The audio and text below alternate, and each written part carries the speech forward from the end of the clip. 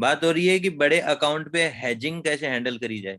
और हेजिंग में दो तरह की हेजिंग होती है। ठीक है, दो तरह की हम्म, हेजिंग कौन सी होती है? अपन जो करते हैं, एक तो बाहर की साइड से हेजिंग करना स्टार्ट करें, जिसको बोलते हैं स्ट्रेंगल, यानी कि दूर की डेल्टा। पुट बेच दी, दूर की कॉल बेच दी, यानी कि ये कॉल बेच दी और ये पुट बेच दी। इसको हम क्या बोलेंगे? डेल्टाइजिंग। स्ट्रेंगल। ट्रेंगल। ठीक है। और एट द मनी, जिस रेट पे मार्केट चल रहा है उसी रेट पे हम अगर कोई चीज बेचते हैं तो उसको क्या बोलेंगे? डेल्टा। स्ट्रेडल। ठीक है। स्ट्रेडल। दोनों को हैंडल करने के तरीके मैंने तेरे को सिखाए थे। अब मैंने तेरे को एक टेस्टिंग करवाई थी, वो टेस्टिंग थी स्ट्रेंगल की, स्ट्रेडल की नहीं थी वो, स्ट्रेंगल की। और उसको हैंडल करने का तरीका बताया था अकॉर्डिंग टू डेल्टा। ठीक है। डेल्टा क्या? 70 का डेल्टा। हाँ, 70 का 70 का डेल्टा डेल्टा उठाना था। पड़ा। और 70 के डेल्टा को अपने को एक गैप रखना था। क्या गैप था वो? अगर दोनों हमने 70 के डेल्टा उठाए, कॉल और पुट, हम्म, और उसको हम मैनेज कर रहे हैं, तो मैनेज करने का तरीका क्या था कि अगर उसके बीच में गैप आ जाता है, डेल्टा के बीच में कितना गैप? 35। 35 का। 35 का गैप आएगा तो हम क्या करेंगे? एडजस्टमेंट करेंगे, यानी कि डेल्टा को न्यूट्रल करके कोशिश करेंगे। ये सीधे सीधी बात थी जिसमें चार्ट का कोई रोल नहीं था और कंप्लीटली हैंडल करना था डेल्टा वाइज। ठीक है। हम इसमें वॉलिटिलिटी, देखो इस चीज में सबसे ज्यादा नुकसान कौन दे सकता है अगर ये चीज खराब आती है? तो मेरे हिसाब से नुकसान देती है तो वॉलिटिलिटी। क्योंकि एक सेलर, हम क्या सेलिंग कर रहे हैं, समझ रहे हो? कि ये डेल्टा को शॉर्ट कर रहे हैं, हम किसका बेनिफिट उठाने की कोशिश कर रहे हैं? थीटा का। तो हमारा दुश्मन कौन है? दुश्मन है हमारी वॉलिटिलिटी। ये हमारा फ्रेंड है, ये इसी से हमारा पैसा बनता है सेलिंग में। तो हमारा एनिमी कौन है? दुश्मन है हमारी वॉलेटिलिटी। और वॉलेटिलिटी को हमें संभालना पड़ेगा। मतलब अगर हमें इस स्ट्रेटजी में कोई भी नुकसान लगेगा, वो नुकसान कौन देगा?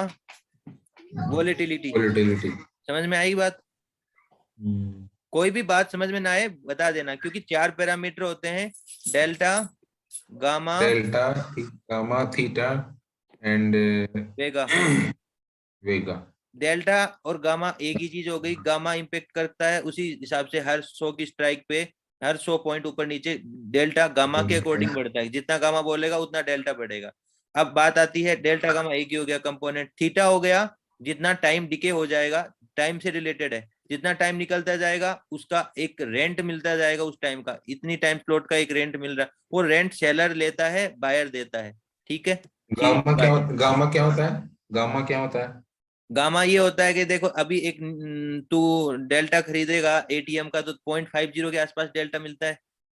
ठीक है। हम्म, ऊपर की साइड वो बढ़ता रहता है, नीचे की साइड वो घटता रहता है। तो अगली 100 की स्ट्राइक, यानी कि ये स्ट्राइक 37,000 है, अगली 37,100 है। तो 37,100 की स्ट्राइक पे कितना डेल्टा बढ़ जाएगा या घट जाएगा? जैसे कि यहाँ आके ये 54 हो गया, 0.54, यहाँ जाके ये 47 हो गया।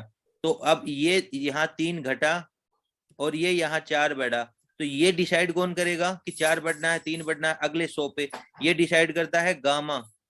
मतलब कि ये जो स्पीड है, हर 100 के ऊपर ये चीज बदलती जाएगी, बदलती जाएगी। तो वो जो बदलाव है ना, वो गामा के अकॉर्डिंग डेल्टा में आएगा। तो डेल्टा डेल्टा और गामा तो एक ही तरीके का, एक ही पार्ट मान ले। सिर्फ डेल्टा कैसे चेंज होगा, उसका कंपोनेंट है गामा, जो बताएगा कि अगले 100 पे क्या चेंज होने वाला है। ठीक है। मैं देखो ये डेल्टा गामा ये ग्रीक समझाने की कोशिश नहीं कर रहा मैं तेरे को, अपनी टॉपिक अलग है तो मैं इसको शॉर्टली बता रहा हूँ। थीटा का मतलब समझ में आ गया कि हम टाइम का बेनिफिट उठा रहे हैं मार्केट में रहने का, क्योंकि सेलर को मार्केट में टिके रहने का, और मार्केट में कोई और मोमेंट वेगा। नहीं आए तो थीटा मिलता है, वो सेलर का और बेनिफिट वे होता है। लेकिन अगर और वेगा। मार्केट में, क्या कह रहे हैं? वेगा। हाँ वेगा। अगर मार्केट अगर ऐसे चल रहा है नॉर्मल तो कोई बात नहीं, उस टाइम का एक रेंट मिलता है, क्योंकि कोई डायरेक्शनली कुछ प्ले नहीं हो रहा। लेकिन मार्केट एक डायरेक्शनली मोमेंट करने लग जाता है और वोलेटिलिटी के साथ मोमेंट करता है, मतलब तेजी के साथ एक डायरेक्शनल, तो उसको बोलते हैं वोलेटिलिटी, यानी कि वेगा। ठीक है। वेगा। तो वेगा हो जाता है हमारा दुश्मन, कि मार्केट एक साइड तेजी से बढ़ने लग गया ना, तो मार्केट की रेंज होती है ना, जो हम साप्ताहिक रेंज तय करते हैं, वो रेंज एक्सपेंड होने लग जाती है। और जितनी वो रेंज एक्सपेंड होगी ना, उतना प्रीमियम बढ़ने लग जाएंगे। कॉल के भी प्रीमियम बढ़ेंगे और पुट के भी प्रीमियम बढ़ेंगे। और दोनों साइड के प्रीमियम हमने शॉर्ट कर रखे हैं, मतलब हमने नीचे जाने में हमें बेनिफिट है दोनों के। लेकिन अगर ये रेंज बढ़ी तो हमें हमारे प्रीमियम बढ़ेंगे, और प्रीमियम बढ़ने से वो प्रीमियम पे सेलर करता है, यानी कि सेलर नुकसान खाएगा। अगर प्रीमियम बढ़े तो सेलर नुकसान खाएगा, प्रीमियम घटे तो सेलर का बेनिफिट होगा। लेकिन मार्केट एक ही रेंज में बना रहे, एक ही रेंज के अंदर बना रहेगा तो प्रीमियम घटते रहेंगे। लेकिन वो अगर एक डायरेक्शनल होके तेजी से ऊपर साइड चलने लग जाएगा, जो सप्ताह की रेंज तय करते हैं ना कि भाई इतने एक सप्ताह के अंदर इसके अंदर मार्केट रहेगा, जो मार्केट एक्सपेक्टेशन होती है, तो जैसे ही ये स्पीड बढ़ने लग जाती है, ऊपर की साइड जाने लग जाता है, तो ये रेंज बढ़ने लग जाती है कि अब हो सकता है कि अब मार्केट इतनी रेंज तय करे। फिर जैसे ही और ऊपर जाता है तो मार्केट में वॉलेटिलिटी और बढ़ती है, तो और जैसे अभी बजट के दौरान वॉलेटिलिटी बढ़ रही है तो रेंज प्रीमियम महंगे मिल रहे हैं, 700 प्रीमियम मिल रहे हैं। इसका मतलब मार्केट की रेंज 1400-1500 मिनिमम मानी जा रही है। मतलब स्ट्रेडल में जो दो कीमत आती है ना, कॉल और पुट की, वो एक मार्केट की रेंज मानी जाती है। तो मेरा कहने का मतलब वॉलेटिलिटी से प्रीमियम इम्पेक्ट होते हैं, और प्रीमियम इम्पेक्ट होना मतलब सेलर का नुकसान। तो सेलर का नुकसान कौन दे सकता है? सिर्फ ये देख, चार चीजें बताई मैंने तेरे को, डेल्टा, गामा, थीटा, वेगा। वेगा। डेल्टा को तो तू संभाल रहा है, गामा अपने आप ही संभल गया। डेल्टा को तू संभाल रहा है क्योंकि तूने 0.7 लिया और उसको न्यूट्रल करता हुआ चल रहा है। वो न्यूट्रल करता हुआ चल रहा है तो तेरे को वो नुकसान नहीं दे रहा, क्योंकि तूने उसको संभाल लिया। जैसे ही वो चेंज होके उसमें दायरा गैप आता है, भाई ये 770 हो गया माइनस प्लस करके। अगर यहाँ अगर 5 हो गया, यहाँ अगर बढ़ के 8 हो गया, तो 4 का गैप आ गया, तो नहीं 3 का गैप आ गया, तो अब तूने 3 का कोई और खरीद के ऐड कर दिया इधर, और तूने इसको मैनेज कर दिया। तो मतलब तू डेल्टा तो संभाल रहा है, तुझे इसकी टेंशन नहीं है। ये तेरा बेनिफिशियल पार्ट है। तो तुझे जितना मार्केट में जितनी देर तू ठहरेगा ये बेनिफिट देता रहेगा, तूने इसको मैनेज कर लिया। बट ये चीज है ना, इस चीज को हम मैनेज नहीं कर पा रहे एक्चुअल में, यही हमें नुकसान देता है। अगर जिस भी दिन नुकसान जाएगा ना स्ट्रेटेजी के अंदर, वो इसके कारण जाएगा। यहां तक बात क्लियर है?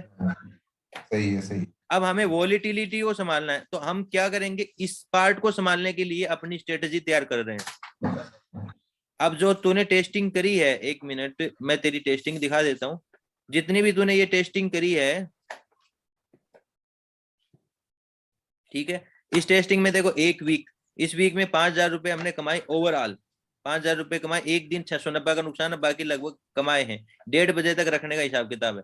तो इस वीक कमाए, इस वीक हमारा नुकसान लगा, एक मोटा नुकसान गया 2,011 रुपए का। इसके कारण से हमारा वीक में 500 रुपए का नुकसान ही आया। फिर इस वीक में हमने 5,000 रुपए कमाए, इस वीक में 8,000 रुपए कमाए, इस वीक में 1,400 रुपए का नुकसान लगा, क्योंकि दो मोटे नुकसान आए 2,000 की। ठीक है, अब हम क्या करेंगे, ये नुकसान क्यों आए ये जानने की कोशिश करेंगे और उनको कम करने की कोशिश करेंगे। तो हर वीक हमारा ग्रीन हो रहा है, लगभग कुछ वीक है रेड है। जैसे मान ले कि एक ये वीक रेड है, एक ये वीक रेड है, एक ये वीक रेड है, और बाकी सारे वीक अपने ग्रीन ही है, हमने कमाई ही करी है। तो मैं चाहता हूं कि इन रेड पार्ट्स को भी कम किया जाए, जो ये रेड पार्ट है ना, इसको भी कम कर दिया जाए। ठीक है, तो कैसे? एक सेकंड रुक जाए, एक सेकंड रुक जाए, इसको हटा देता हूँ, इसकी जरूरत नहीं है, ये नॉर्मली है। ठीक है, तो हमारे रेड पार्ट है उनको कम करना है। उसको कैसे कम करना है, अब मैंने तेरे को क्या समझाया था अभी, ये तो तेरा पहला पार्ट था जो तेरी टेस्टिंग करी तूने, तो उससे कॉन्फिडेंस आएगा, बिना कुछ करे भी हम कमा सकते हैं, ये चीज आ गई तेरे सामने। इतना तूने सीख लिया कि नॉर्मली 0.7 का डेल्टा उठा के मैनेज करना सीख लिया, ओवरऑल तू उसमें कमा सकता है। ये पार्ट हो गया 1। कुछ भी न करे के भी मार्केट में तुझे कमाने की एक कला तो तूने सीख ली, ये मानता है? इतना सही है, कॉन्फिडेंस तो आ गया, तू इस पे प्ले करके कमा सकता है, सही है। नुकसान में नहीं रहेगा। कोई वीक नुकसान में जाएगा तो अगला वीक पूर्ति कर देगा, और ज्यादातर वीक तुम्हारे प्रॉफिटेबल रहेंगे। मतलब इसमें मोर देन 65 to 75% एक्यूरेसी रहेगी, इसके बीच में एक्यूरेसी मिल जाएगी तेरे को, जैसे अगर इसको देखेंगे तो। ठीक है, ये पर्याप्त है। तो मेरा कहने का मतलब अब हम इस एक्यूरेसी को बढ़ाने की कोशिश करते हैं। तो मैंने क्या बताया, अपना दुश्मन कौन है? वॉलेटिलिटी। और वॉलेटिलिटी डायरेक्शनली मूव कराती है, मतलब मार्केट का मोमेंटम आता है। तो इसके लिए हम एक काम करते हैं, हम तय करते हैं कि देखो मार्केट का एक मोमेंटम तय करेगा तो एक डायरेक्शन तय हो जाएगा ना, कि एक डायरेक्शन में भागता रहा भागता रहा भागता रहा, तो हमें उसी चीज से नुकसान लगेगा। अब हम उस चीज को तय करने के लिए हम एक काम करते हैं कि एक रेंज तय करते हैं। एक तो बड़ी रेंज, सबसे बड़ी रेंज, ये रेंज होगी अपनी ब्रॉडर रेंज, मतलब ब्रॉडर रेंज, बिग वाली रेंज, ठीक है। इसके अंदर एक रेंज और निकाल लेते हैं हम, एमटीएफ के अकॉर्डिंग निकालो या किसी के अकॉर्डिंग, हम एक रेंज और निकालते हैं। इस रेंज को हम बोलेंगे मिडल रेंज, मीडियम साइज की मिडल रेंज की मार्केट। देखो ये रेंज हो जाती है शायद हफ्ते भर के लिए हो या नहीं, ये हफ्ते भर के लिए हो, ये 2 या 3 दिन का कोई रेसिस्टेंस आ रहा हो एमटीएफ पे ये हो, और एक आती है इंट्राडे रेंज, ठीक है। ये हो गई इंट्राडे रेंज, तो इसको बोलेंगे हम इंट्राडे रेंज, ठीक है। स्मॉलर रेंज, स्मॉलर भी बोल सकते हैं। तो ये स्मॉलर, ये मिडल और ये बॉर्डर, इसके हिसाब से हम क्या कोशिश कर रहे हैं, अपनी वॉलेटिलिटी को संभालने की कोशिश कर रहे हैं। यानी कि अगर ये रेंजें टूटती हैं तो हमें कुछ एक्शन लेने होंगे, ठीक है।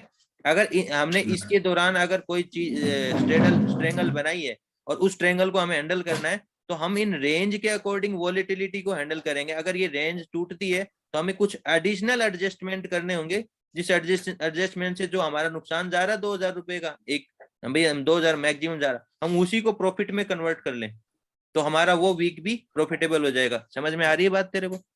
अपना मेन पार्ट क्या था, अपनी वॉलेटिलिटी को वॉलेटिलिटी। संभालना। अगर हमने देखो सारे तीनों चारों फैक्टर के अंदर डेल्टा गामा ये तो संभाल रखा थीटा था, वेगा। थीटा संभाल रखा था, सिर्फ वेगा हमारा रहा था जिसको हमने नहीं संभाल रखा। और वेगा किस तरह से नुकसान देगा, वेगा एक डायरेक्शन में प्ले करता जाएगा करता जाएगा करता जाएगा, तो इससे हमें नुकसान मिलेगा।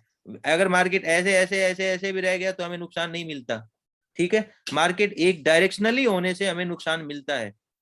समझ में आ रही बात मेरे को? और उसी चीज को हम बोल रहे हैं, उसी चीज को हम संभालने की कोशिश कर रहे हैं, वॉलेटिलिटी को, वेगा को संभालने की कोशिश कर रहे हैं। तो हमने क्या किया, हमने अपने वॉलेटिलिटी संभालने के लिए एक प्लान तैयार किया, और उस प्लान को हमने 3 हिस्सों में डिवाइड कर लिया कि एक रेंज तैयार करते हैं मार्केट की, अगर वो रेंज कवर होती है तो हम एक्शन लेंगे। समझ में आई बात? तो वो रेंज में एक बड़ी रेंज है, एक मीडियम साइज की रेंज है, एक स्मॉल साइज की रेंज है। तो स्मॉल साइज की रेंज में हमें इंटरडे में प्ले करना है। अगर ये रेंज टूटती है तो हमारा एक्शन प्लान बदल जाएगा। ये रेंज टूटती है, ये रेंज टूटती है, लेकिन हम इंट्राडे प्ले करेंगे तो हमारे लिए सिर्फ ये रेंज इंपॉर्टेंट होगी, सिर्फ ये रेंज हमारे लिए इंपॉर्टेंट होगी। समझ में आई बात? मतलब इस रेंज की बात हम करेंगे ही नहीं। वैसे हम प्लान में 3 रेंज लेके रखते हैं, लेकिन अगर हम इंट्राडे प्ले कर रहे हैं तो हमारे लिए सिर्फ इंट्राडे रेंज काम आएगी, और इंट्राडे रेंज होती है स्मॉलर रेंज। समझ में आ गया? अगर ये रेंज टूटती है तो हम एडजस्टमेंट करेंगे अकॉर्डिंग टू इंट्राडे रेंज। अगर अब इंट्राडे की रेंज, सीधी सी बात, वो कैसे तय करें? हम वो रेंज में भी कोई दिमाग नहीं लगा रहे, हम उस रेंज को बनी बनाई रेंज के हिसाब से हम काम करेंगे। तो इंट्राडे की रेंज के लिए मैंने एक लेवल लिया है पीवट का, वो लेवल आता है कैमरिला का। कैमरिला के अंदर 3 रेसिस्टेंस मिलेंगे हमारे लिए इंपॉर्टेंट, 3 सपोर्ट मिलेंगे, और एक्चुअल में वही हमारी रेंज है इंट्राडे के प्लान के लिए, जिसमें हम एक मतलब उसके अंदर इंट्राडे के अंदर भी 3 रेंज होगी, एक स्मॉलर रेंज होगी, एक मीडियम रेंज होगी, एक एक अपर रेंज होगी, कैमरिला एक ब्रॉडर इंडिकेटर है रेंज क्या होगी। ये? कैमरिला इंडिकेटर है क्या ये?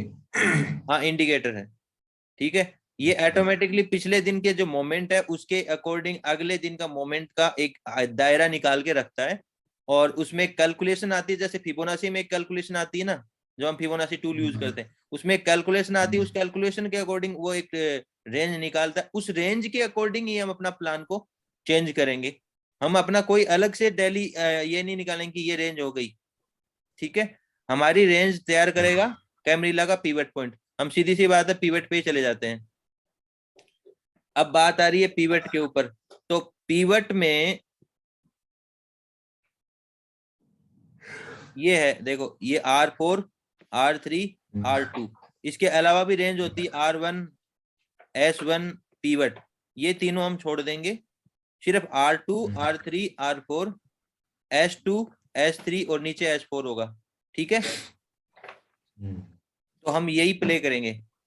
एक सेकंड, थोड़ा सा मैं नीचे कर देता हूँ, ये रहा S4, ठीक है, ये S4 हो गया। तो हमारा इंट्राडे जो मेन रेंज है, देखो मैं इस जो अब मैंने 3 रेंज की बात करी ना, अगर इंट्राडे प्ले करते हैं तो हमारे लिए ये हो गई ब्रॉडर रेंज यानी कि बड़ी वाली रेंज, ये हो गई मिडल वाली रेंज, ये होगी स्मॉलर रेंज, ये स्मॉलर रेंज, ये मिडल रेंज और ये ब्रॉडर रेंज।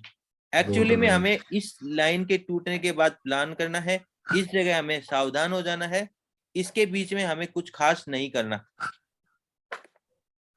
S3 से R3 के बीच में हमें कुछ खास नहीं करना। ये रेंज के बाद में हम सावधान होते हैं, ये रेंज के बाद में हम अपना प्लान लागू कर देते हैं। समझ में आई बात?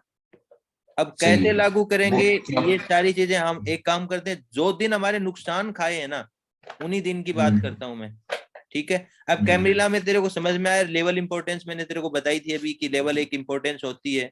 अगर ये देखो, ये लेवल इंपॉर्टेंस होती है, ये लेवल इंपॉर्टेंस होती है, ठीक है, मतलब इन लेवल की रेस्पेक्ट करेंगे। कैमरिला की सेटिंग कैसे करेंगे? कैमरिला कैमरिला की सेटिंग कैमरिला की कोई सेटिंग नहीं है, मैं बता दूंगा, उसकी कोई खास सेटिंग नहीं है, वो वैसे ही लगाना है। उसके लिए पिवट पॉइंट लगाना होता है। कैसे लगाया जाएगा देख, मैं एक बार लगा के दिखा देता हूँ तेरे को, लेकिन वही बात है, इसको एक बार साइड करता हूँ। अगर तो कैमरिला की बात कर रहा है, देखो मैंने एक कैमरिला लगाया हुआ है, मैं इस कैमरिला को एक बार वो कर देता हूँ, हाइड कर देता हूँ, दोबारा एक कैमरिला लगा के दिखा देता हूँ। कैमरिला लगाने के लिए मुझे इंडिकेटर में जाना होगा, ये इंडिकेटर है, इंडिकेटर के अंदर हमें पिवट पॉइंट लिखना होगा, पिवट पॉइंट, ठीक है। तो ये पिवट पॉइंट स्टैंडर्ड आ गया, इसी को सिलेक्ट कर लेंगे, ठीक है। इसको सेलेक्ट कर लिया तो ऑटोमेटिकली ये इसके अंदर देखो, ये जो दिन है ना, नंबर ऑफ पिवट बैक, ये दिन है, इसको हम 150 दिन करेंगे तो पीछे 150 दिन का लग जाएगा। हम एक दिन करेंगे तो सिर्फ एक दिन पे दिखाएगा। हम चाहते हैं कि बैक टेस्टिंग करें तो कम से कम 150 दिन की हो जाए। अब यहाँ हम क्या करेंगे, ये ट्रेडिशनल की जगह है ना, यहाँ कैमरिला करेंगे, कैमरिला, ठीक है। कैमरिला के अब आ गई सेटिंग। अब हम क्या करेंगे, इसकी स्टाइल में जाएंगे, कुछ लेवल हटा देंगे, एक पीवट हटा देंगे, एक S1 हटा देंगे, S3 को थोड़ा सा मोटा कर लेंगे, उसके बाद में S4 का हम कलर चेंज कर लेंगे, जो मैं ये कलर रखता हूँ, और इसको भी थोड़ा मोटा कर देंगे, तो हमारा पीवट तैयार हो गया। समझ में आ गई बात? सिर्फ S2 S3 S4 रखेंगे, S5 का कोई मतलब नहीं है, और S1 और पीवट का भी हमारा कोई मतलब, सिर्फ S2 S3 S4 रखेंगे, जिसमें S2 R2 S3 R3 S4 R4 बन जाएंगे, और उसके बाद में ओके कर देंगे। तो देख अब हम क्या कर रहे हैं, अब हम इसी के अकॉर्डिंग ले रहे हैं। देख ये R2 का एक अपने को देखो सहयोग मिला, यहाँ से मार्केट खुला, तुरंत इसका रेसिस्टेंस लिया, S2 पे कोशिश करी, उसके बाद थोड़ा ऊपर गया, S3 पे कोशिश करी, ऊपर आ गया, यहाँ थोड़ी हलचल मचाई, उसके बाद में इस लेवल का सहारा लिया, इसको थोड़ा इसका सहारा लिया, इसके ऊपर गया, लेकिन इसको क्रॉस नहीं किया। इसके बाद में नीचे आ गया, ये नीचे आके इसी का सहारा लिया, इसके बाद नीचे आके यहीं से वापिस से इसका सहारा लिया, यहाँ सहारा लिया, उसके बाद में यहाँ सहारा लिया, उसके बाद में यहाँ इसको टेस्ट करते हुए नीचे आया और इस लेवल को तोड़ दिया। अगर इस लेवल को तोड़ देता, ये तो देखो एंडिंग पार्ट है, 2-2:30 के बाद की बात है, हम वैसे भी 1:30 बजे तक अपना काम कर जाते हैं, तो 2-2:30 की बात है, तो यहाँ तो हम एक्चुअल में कुछ और प्लान करेंगे ही नहीं, निकल जाएंगे जैसा भी होगा, या यहीं के लगभग सावधान हो जाएंगे जब ये पार करने लग जाए, क्योंकि अब एडजस्टमेंट का टाइम नहीं रहेगा। 2-2:30 के बाद में हम कोई एडजस्टमेंट नहीं करेंगे, 2-2:30 तक हमें अच्छा प्रॉफिट मिल जाता है, हम प्रॉफिट लेके निकल लेंगे। लेकिन यही चीज अगर पहले होती तो हम कुछ और प्लान करते। तो कहने का मतलब, अपनी जो रेंज है ना, मेन रेंज, उसके बीच में ही मार्केट ने अपनी सारी खिचड़ी पूरे दिन पकाई है, तो हमें एक रेंज मिल जाएगा। यानी कि ये रेंज नहीं तोड़ी तो हमने अपना कोई प्लान नहीं किया और हमें इस दिन बेनिफिट मिल गया। तो एक्चुअल में जिस दिन हमें बेनिफिट नहीं मिल रहा है हम उसी पे जाते हैं, सीधी सी बात है। अब ये चीज तो तेरे को समझ में आ गई कि एक्शन ऑफ प्लान क्या रहेगा, ठीक है।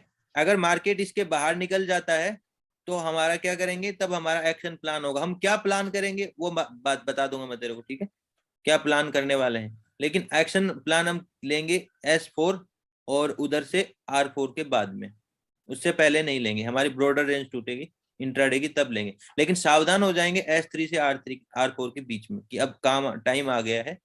उस टाइम हम स्ट्रिक्टली, मतलब कहने का मतलब इसमें सावधान होने का मतलब क्या है, जब एक्शन ऑफ प्लान इधर लेना है तो हम इधर सावधान क्यों हो रहे हैं,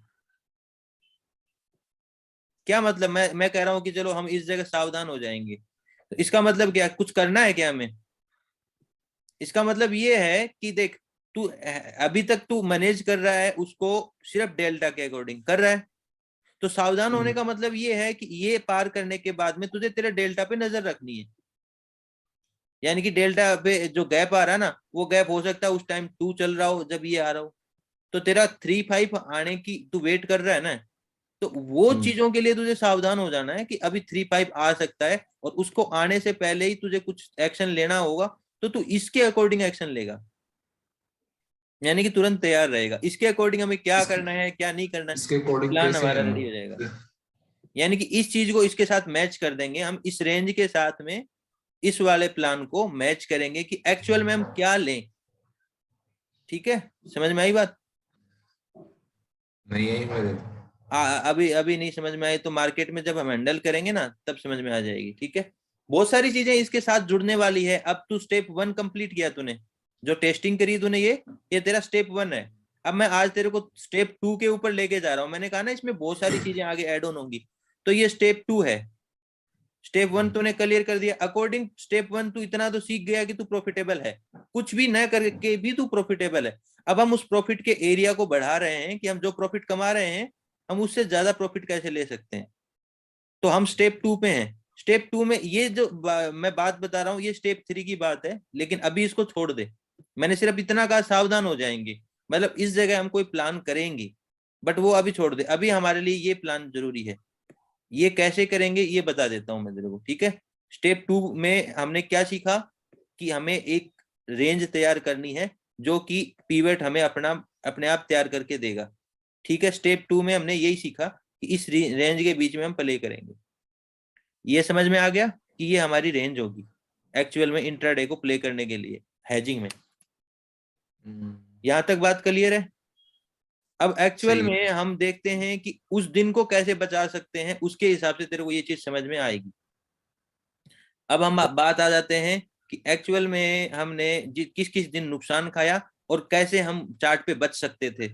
तो पहला नुकसान था तेरा 2,000 रुपए का 28 सितंबर का। सितंबर का। और जो भी टाइम होगा, मैंने टाइम भी नोट कर रखा, 1:10 पे, वैसे तो 1:30 बजे हम निकल जाते हैं, लेकिन 1:10 के आसपास आ रहा है ये प्लान। हम देखते हैं क्या कर सकते हैं। तो सीधा इस पे मैं क्लिक करता हूँ, एक क्लिक करता हूँ तो मैं सीधा मैप पे चला गया। ये 28 सितंबर का चार्ट है। आ जाते हैं थोड़ा सा बड़ा करके इसको देखते हैं। ये बड़ा कर लिया मैंने, ये चार्ट है। अब एक चीज समझ में आ रही है तेरे को, इस चार्ट पे मार्केट ने अपनी रेंज तोड़ दी थी तोड़ दी थी है। और 1:30 बजे की बात हो रही है, तो देखना ये टाइमिंग कहाँ दिख रही है, एक सेकंड रुकना, यहाँ टाइमिंग दिख रही है। तो करीबन हमने 1:10 पे काटा था ना ट्रेड, तो 1:10 का टाइम रहा होगा इसके आसपास। ठीक है, अब अकॉर्डिंग टू आवर प्लान हमने ये रेंज तोड़ने के बाद में या तो हम निकल जाते या हम अपने प्लान को डायरेक्शनली कर देते। कुछ समझ में आई बात तेरे को कि हमें नुकसान कब हुआ, जब ये रेंज टूटी। भाई देखो, इस रेंज के बाद हम सीधा सीधा बिना कुछ किए नहीं रुकेंगे अपनी पोजीशन में, कुछ ना कुछ तो हमें करना पड़ेगा एडिशनली। जो जैसा है देखो, वो जो प्लान है ना वो ये R4 की रेंज है और S4 के बीच में ही प्ले करने का है। मैंने कहा ना कि वो इंट्राडे का प्लान, इंट्राडे से अगर बाहर निकल जाता है, इंट्राडे की जो रेंज है ना उस रेंज से बाहर निकल जाएगा, तो हमें या तो हम अपने प्लान से बाहर निकल जाएं। ये देखो यहाँ 2,000 का नुकसान दे रहा है, क्या यहाँ 2,000 का नुकसान दे रहा होगा? नहीं भाई, यहाँ पे तो डायरेक्शनली इतना बड़ा मूव मिल गया और आगे चलता गया, जब अपना नुकसान बढ़ गया। यहाँ अपना देखो एक ही दिशा में बढ़ता रहा बढ़ता रहा बढ़ता रहा, तब नुकसान बढ़ा ना। तो यहाँ हमें नुकसान दे रहा है, तो यहाँ हमें नुकसान नहीं दे रहा होगा ना, या कम दे रहा होगा, तो हम यहाँ 2,000 का नुकसान पे तो नहीं लेता है। यहाँ पे निकल जाए मतलब से है, इसका नहीं, मतलब मैं ये है। निकलने की बात नहीं कर रहा अभी, मैं बात तो बता रहा हूँ कि अगर हम यहाँ निकलते तो हमारा नुकसान कम होता है। हम्म। लेकिन इसका मतलब ये है कि हम सावधान हो जाएंगे, यहाँ पे एक एडजस्टमेंट करेंगे। या तो देखो हमारे पास दो चीजें होती हैं इसमें, एक तो होती है कॉल की सेलिंग जो कि ऊपर की साइड से करते हैं, एक होती है पुट की सेलिंग जो नीचे की साइड से होती है। दोनों की दोनों सेलिंग है। अब मुझे ये बता, ये दोनों सेलिंग है, अब मुझे ये बता कि इसमें कौन सा नुकसान खा रहा होगा अगर मार्केट नीचे जा रहा होगा तो?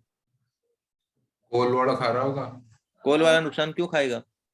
हमें पैसा घटने पे पैसा मिलता है या बढ़ने पे मिलता है? मैं कह रहा हूं अगर कॉल का प्रीमियम तूने 300 का उठाया था, पुट का प्रीमियम 300 का उठाया, अब तू मुझे बता कि कॉल का प्रीमियम तेरे को घटने में तेरा बेनिफिट था ना, बढ़ने में तेरा बेनिफिट नहीं था ना। अगर तूने शॉर्ट किया तो घटने में बेनिफिट होगा भाई, 300 रुपए का 250 रुपया हो जाएगा तो तेरे को 50 रुपये मिल जाएगा। हम्म शॉर्टिंग की बात कर रहे हैं हम बाइंग की बात नहीं कर रहे हैजिंग में।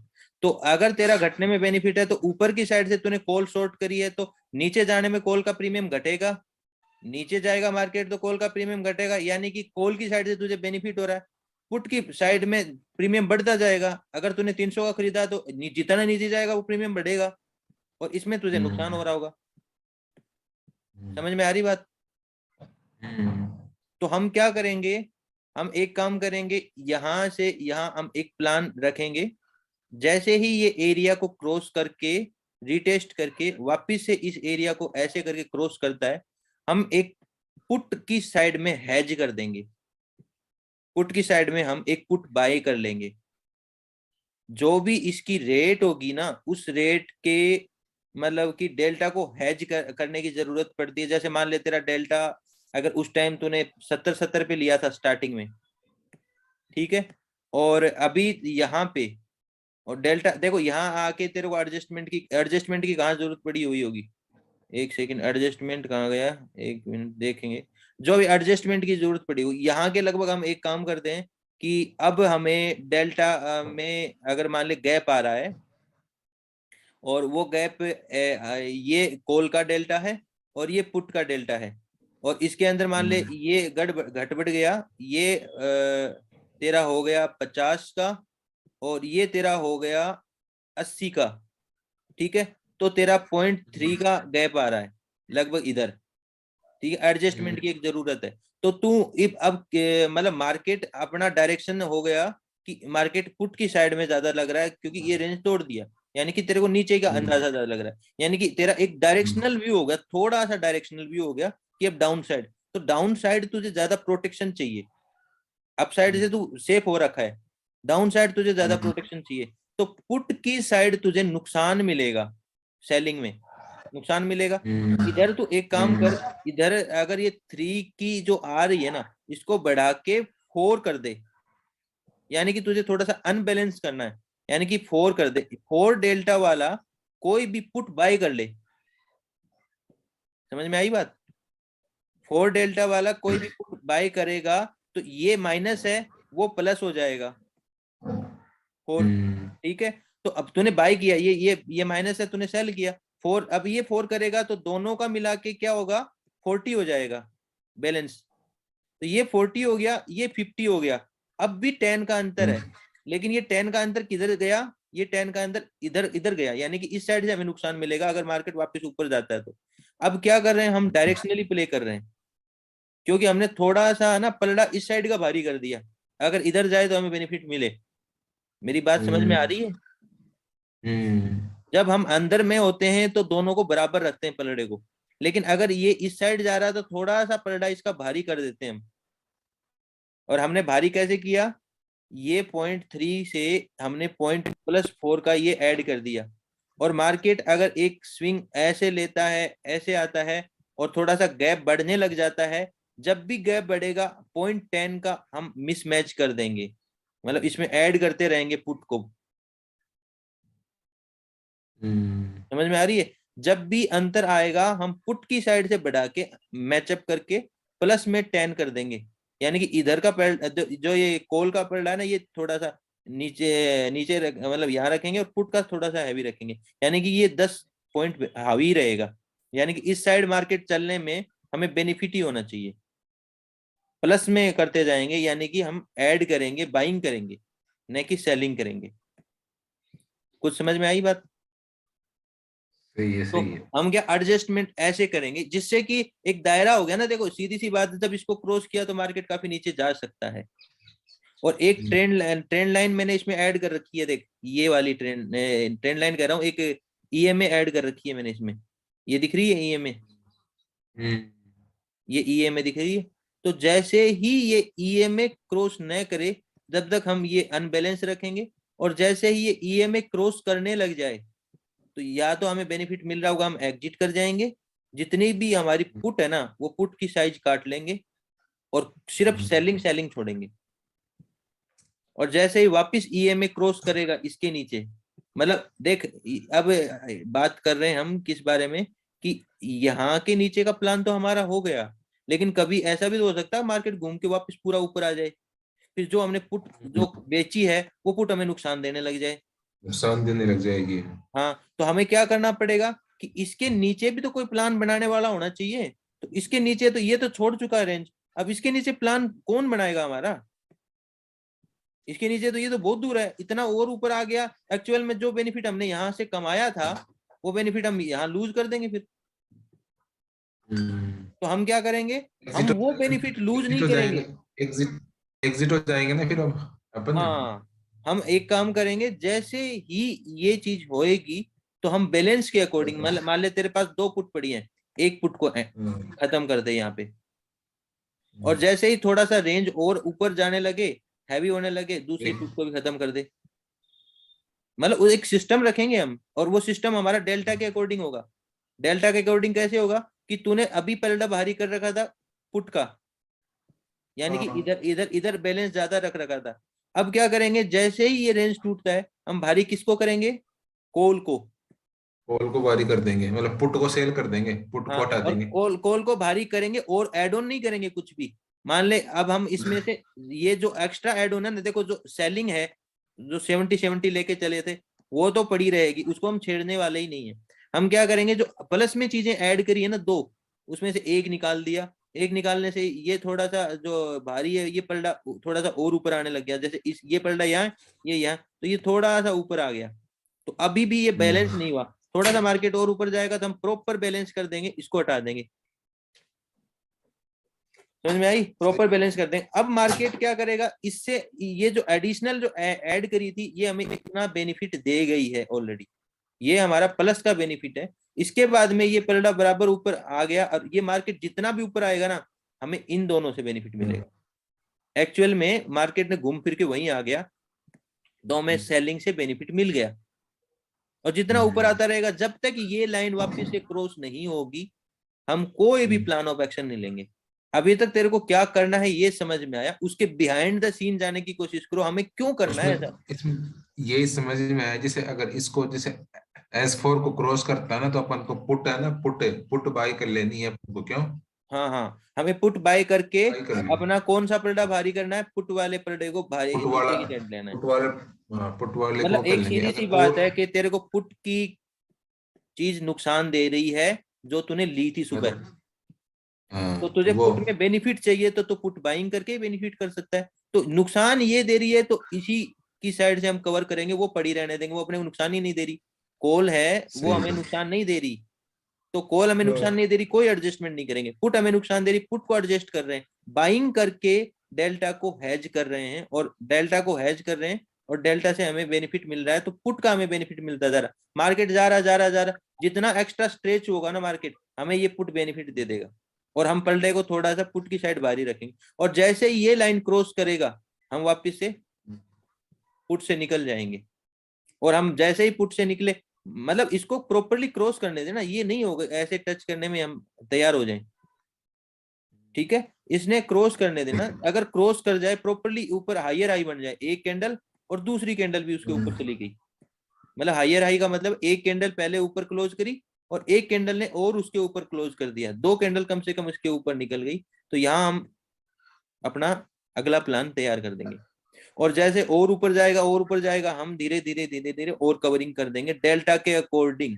मैंने बताया ना कि डेल्टा के अकॉर्डिंग हम इसको इसकी इस तरफ से एडजस्टमेंट करते रहेंगे, और बाद में ये एक्चुअल में इस जगह आ जाएगा, जो हमने पुट में कमाया वो हमारा एडिशनल हो जाएगा, और ये अपने जोन में आ गया, इंट्रा डे जोन में। और इंट्रा डे जोन में तो हम वैसे भी कमा ही रहे हैं, सिर्फ इन दोनों से ही कमा लेंगे, कुछ न करके भी। तो इन दोनों से भी हमने कमाया प्लस इसमें भी हमने कमाया, तो हमारा बेनिफिट जैसे ही 2000 से ऊपर पूछने लग जाएगा, या तो हम बहुत ज्यादा सावधान हो जाएंगे कि मार्केट को ऐसे ट्रेल करते हुए लेके चलेंगे, जहां अगर ट्रेल करने का मतलब ये होता है जो मार्केट स्विंग नेचर में चलता है ना, जैसे मान ले कि हमने मान ले यहाँ पे 2,000 रुपए का हमारा यहाँ बेनिफिट हो गया, हमने 2,000 का हम्म, टारगेट रख रखा है, तो यहाँ हमारा बेनिफिट हो गया। अब मार्केट जितना ऊपर जाएगा हमें बेनिफिट ही होता जाएगा, क्योंकि हमने वो बैलेंस सारा हटा दिया। अब एक्चुअल में मार्केट उस साइड जा रहा है तो हमारा बेनिफिट बढ़ेगा। तो हम क्या करेंगे, ट्रेल करते रहेंगे। ट्रेल कैसे करेंगे, जैसे कोई भी स्विंग बनता, जैसे ये स्विंग बना, तो ये स्विंग के बाद में ये इसको क्रॉस करेगा, तो कोई भी रेड बन जाए, और रेड बनने के बाद में उस ऊपर वाली रेंज को क्रॉस कर देगा, तो क्रॉस करते ही हमारा एसएल यहाँ ट्रेल हो गया कि ये रेंज जब भी टूटेगी हम निकाल लेंगे। फिर ये रेड बन गई वापस से, तो जैसे ही ये एरिया वापस से क्रॉस कर देगा तो ये हमारा एसएल हो जाएगा। फिर ये रेड बनी तो ये हमारा एसएल हो जाएगा। अब देख, मैं तेरे को लगभग वो चीजें जो क्लियर कर रहा था मैं बता देता हूँ तेरे को। ये चार्ट देख के समझ में आ गया होगा क्या हम्म। करना है, ये क्या करना है की इसमें बात है पुट अब। पुट पुट बाई करनी थी अपन को इसमें। हाँ, वो चीज समझ में आ गई। अब जो जो नुकसान थी उन दिनों को देख लेते हैं एक बार हम, हम्म, ठीक है।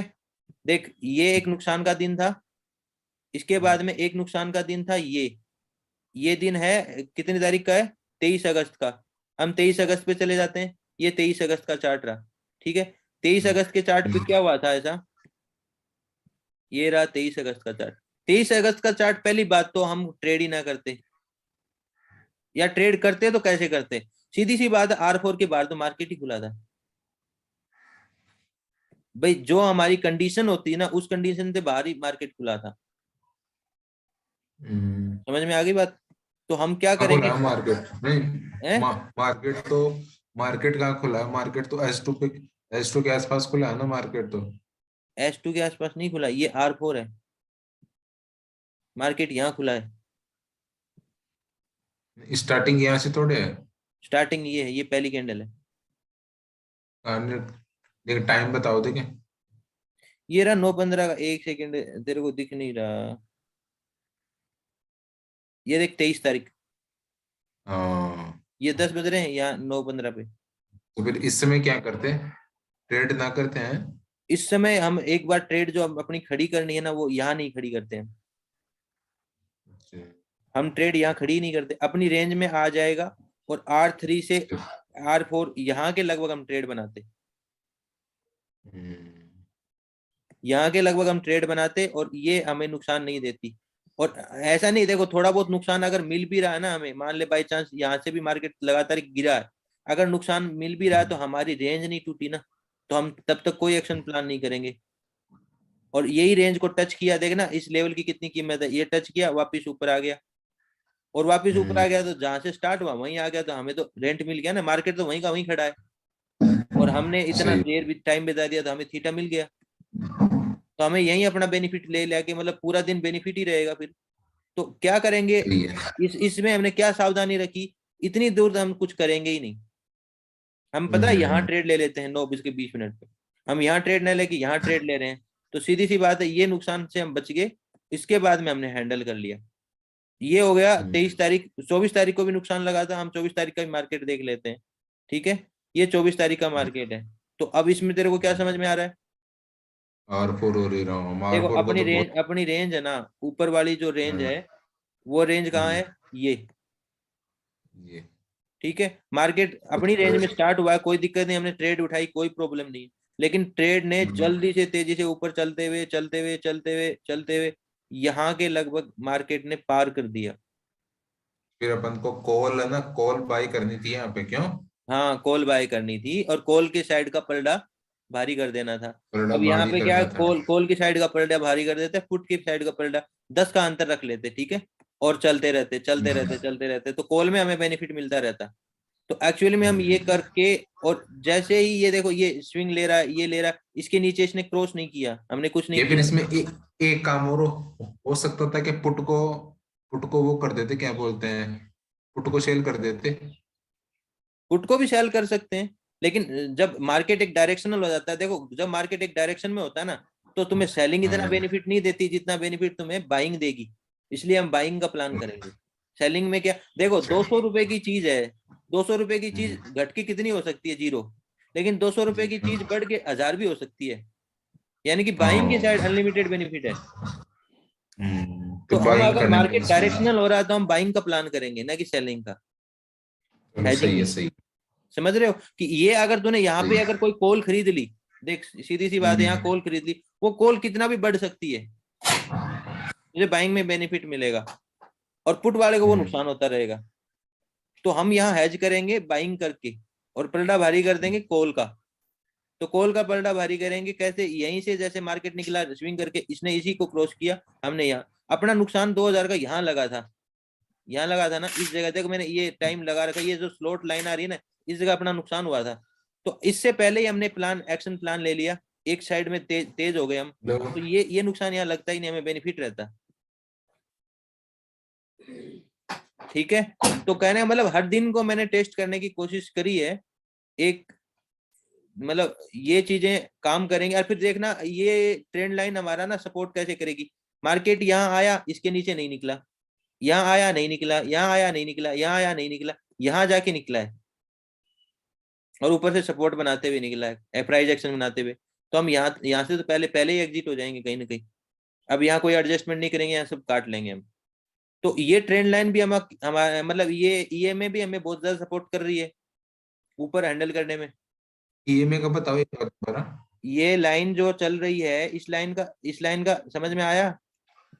नहीं, क्या बता, एक बार और ये बताओ तो। ये लाइन का मतलब ये है कि जब तक इस लाइन के ऊपर मार्केट रहेगा, हम अपना प्लान में कोई चेंजेस नहीं करेंगे, सेम प्लान में हम चलते रहेंगे। हम कॉल के बाइंग से बेनिफिट लेते रहेंगे, पुट पड़ी रहेगी और हम कॉल का बाइंग का पलड़ा भारी रखेंगे, नुकसान से ज्यादा हमें प्रॉफिट बाइंग देगी। और जैसे ही ये क्रॉस करके और ऐसे करके जाने लगेगी, तब हम प्लान चेंज करेंगे। देखो ऐसे में वापिस ही ऊपर निकल के नहीं फायदा, नहीं फायदा। यहाँ जाके देखो ये आया, ये वापस टेस्ट किया और वापस जाने लगी, तो यहाँ हम प्लान करेंगे। ये एंडिंग का टाइम आ गया, कोई एडजस्टमेंट नहीं करेंगे, निकल जाएंगे यहाँ। ठीक है, तो सही ऐसे करके ये टेस्ट किया, ये टेस्ट इधर चली नहीं, वापस ऊपर चलेगी, तो ये लाइन भी हमें सपोर्टिव काम करेगी। सही है, सही है, आ गया, समझ में आ गया। तो मतलब हमारे प्लान में क्या क्या हिस्सा हो गया सेकंड स्टेप में, एक तो लेवल्स, दूसरा आवर्स। ईएमए, और उसके साथ में हम अपनी हेजिंग को हैंडल करेंगे। मैं ये कह रहा हूं कि इस हेजिंग में जो ये रेड डे है ना, हम उनको भी ग्रीन कर देंगे, यानी कि हमारा कोई भी हफ्ता नुकसान का होएगा ही नहीं। जो ये जितने भी हफ्तों की तूने टेस्टिंग कर रखी, इसमें तेरे 2 या 3 हफ्ते जो जा रहे हैं रेड के, वो भी ग्रीन हो जाएंगे। सही बात। ठीक है, तो ये अब हम इसका स्टेप 2 क्लियर हुआ है, स्टेप 3 भी जाएंगे, लेकिन पहला स्टेप 1 क्लियर हुआ था तेरा, अब स्टेप 2 क्लियर हुआ है। ठीक है।